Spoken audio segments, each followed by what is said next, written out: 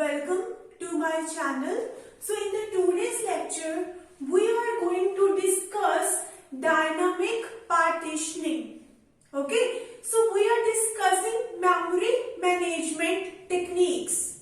Okay, we want to perform multitasking and we have many number of processes. Okay, we have many number of processes. We want to execute all these three processes parallelly. Okay, I want to execute all these three processes parallelly with the help of one CPU. Okay, so if you want to execute all these three processes parallelly, then what we have to do? We have to load all these three processes into the main memory. Okay, your process is going to be executed from the main memory. Okay, so how to manage multiple processes in the main memory? Okay, because main memory is a very limited space. Main memory is very limited as compared to your hard disk. Okay, if you have to keep many number of processes in the main memory, then we have a problem. Okay, so let me give you one example. Let's suppose you want to prepare for your exam. Okay, you have to cover all these three subjects in 30 days. Okay, we have to cover all these three subjects in 30 days. Okay, so what happened in static partitioning? In the last video, I discussed the static partitioning. Okay, what is the meaning of static partitioning? Static partitioning means you are dividing your main memory into fixed size partitions. Okay, and in each partition you are storing one process. Okay, so if we have to study all these three subjects completely in 30 days, what will happen in static partitioning? You are going to divide days. Okay, like I will be studying computer networking for 12 days. I will be completing my computer networking subject in 12 days. I will be completing my operating system subject in 8 days. And I will be completing my database management system subject in 10 days. Okay, so you are fixing. Okay, what you are doing? You are fixing. This is basically one example of static partitioning. Okay, we have divided days. We want to study all these three subjects, so we divided days to cover all these three subjects. Okay, so what happened in dynamic partitioning? In dynamic partitioning, if you want to study all these three subjects in 30 days, okay, what happened in dynamic partitioning? You have not pre-planned. Okay, you have not fixed your days. You will be firstly studying computer networking completely.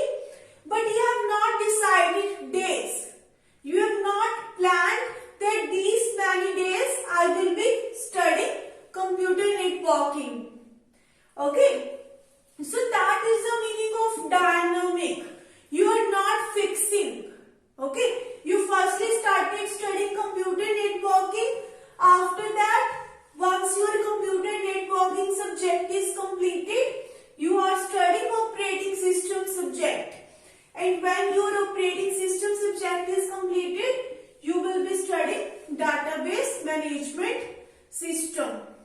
In this dynamic partitioning, we have not planned any number of days for one subject. Okay. So this is basically dynamic partitioning. Okay. It is one of the method of the contiguous allocation. Contiguous allocation. Okay. So now let me tell you about dynamic partitioning. Let's suppose in my hard disk,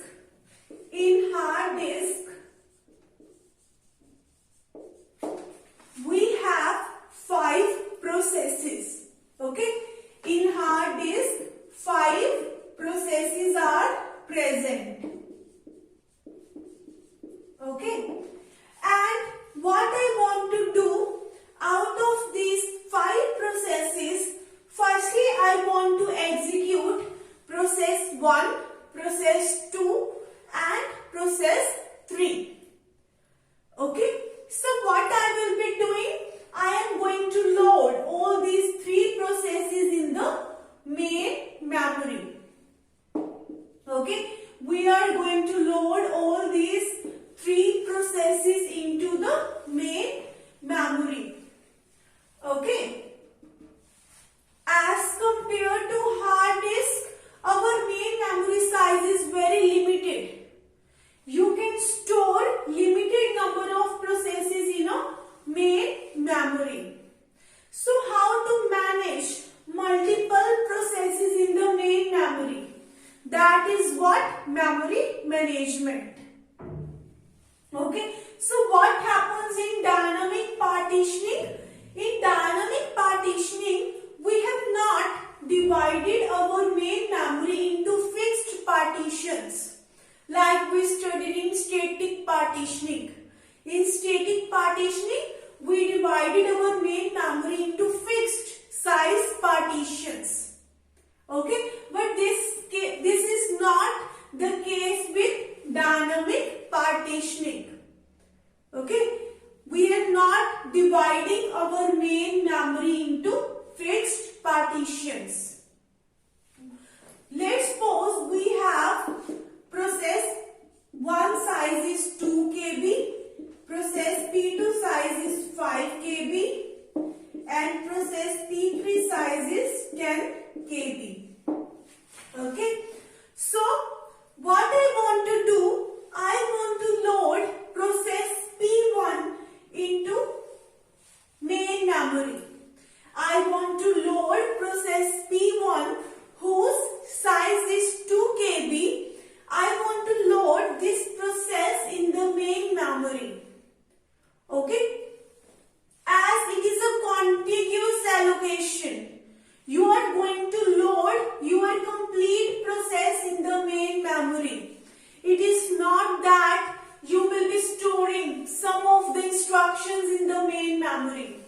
No, in contiguous allocation, we will be loading complete process in the main memory.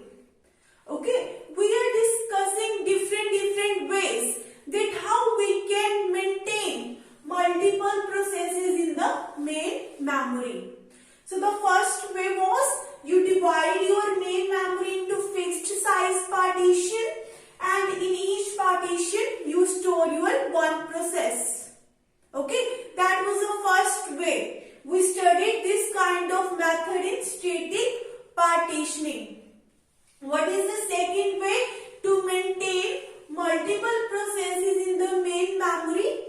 You don't divide your main memory into fixed size partitions. Okay, I have firstly process P1.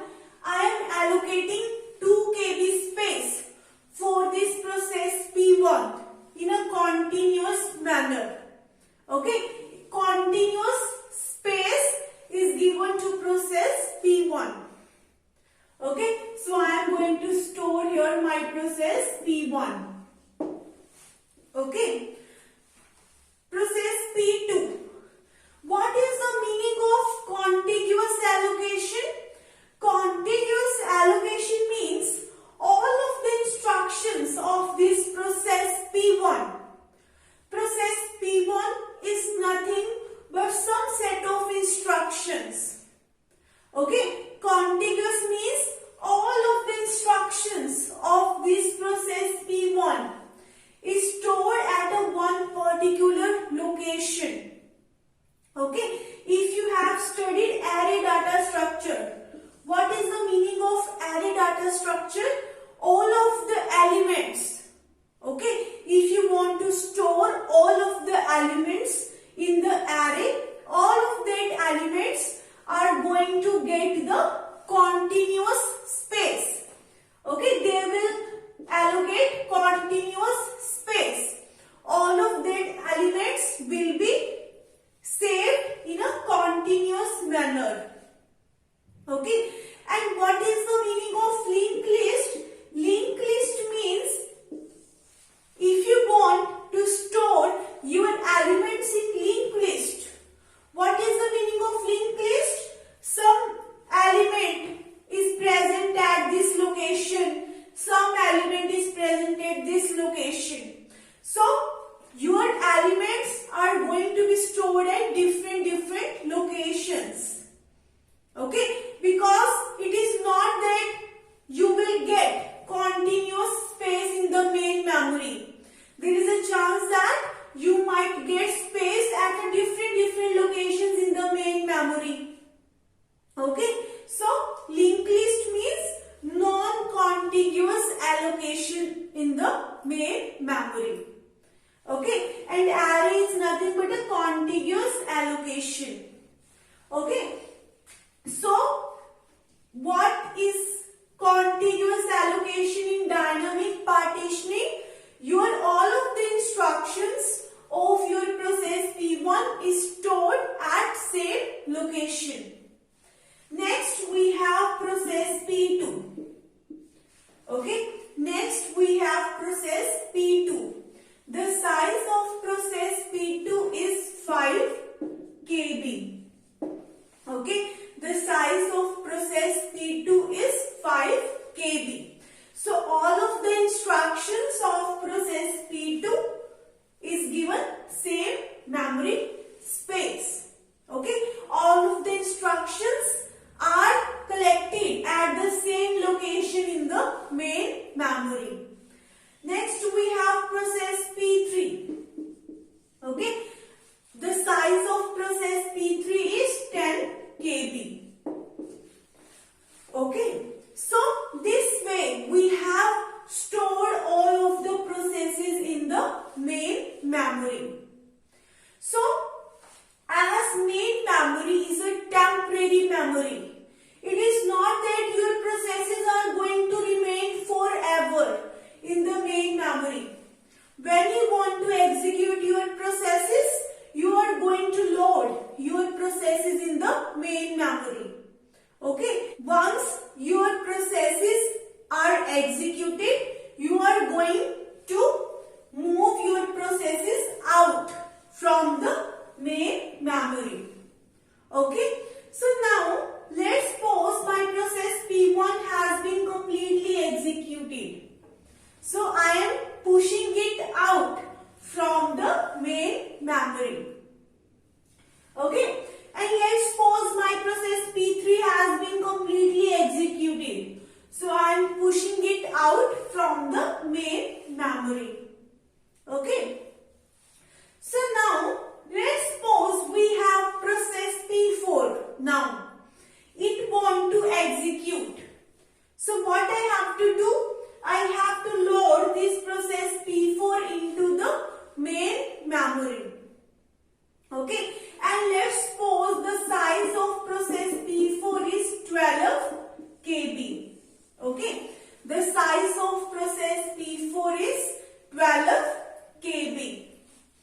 Okay, so if you look at, I have 12 KB space present in the main memory. Okay, but that 12 KB space is present at a different locations. 2 KB is present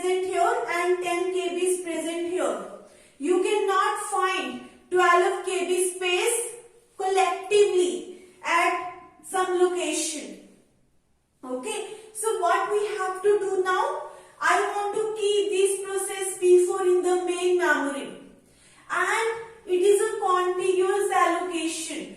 So I have to load this process completely in the main memory. I cannot store some of the instructions of this process P4 into the main memory. Okay. So what I have to do now? I have to use the concept of compaction here. Okay. I will be using the concept of compaction. Okay. What is the meaning of compaction? Compaction means you are going to push this process up. Okay. Wherever space is free, you are collecting all the free space at one place. Okay. What I am going to do? I am pushing it up. I am pushing process P2 up. Okay. I am pushing process P2 up. Okay, and I am collecting free space together at one place. Okay, so what I have done, now I have got 12 KB space continuously in the main memory. Okay, so what I can do now, I can keep my process P4 now in the main memory. Okay, so this is how our dynamic partitioning is going to work. Okay, it is more advantageous over static partitioning. Okay, in static partitioning we were having problem of internal fragmentation. Okay, if your partition size is very big, okay, in static partitioning, if your partition size is very big, like 10 KB, and you have kept your process in this partition having only 2 KB size.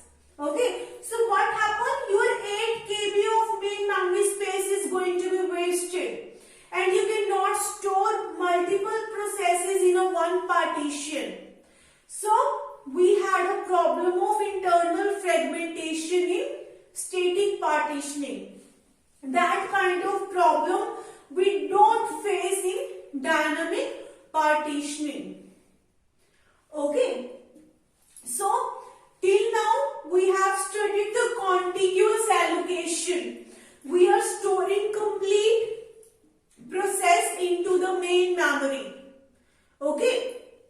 So it is very obvious, if you are storing the complete process in the main memory, you will not be able to load multiple number of processes.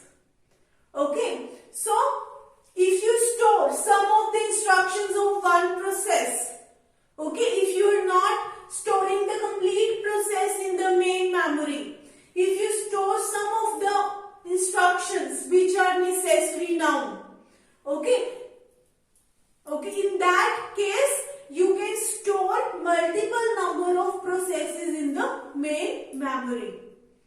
Okay, it is going to limit your multitasking.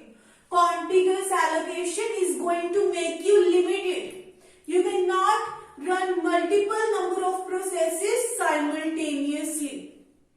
Okay, so I hope that you are clear with dynamic partitioning. If you like my video, please like, share and subscribe my channel.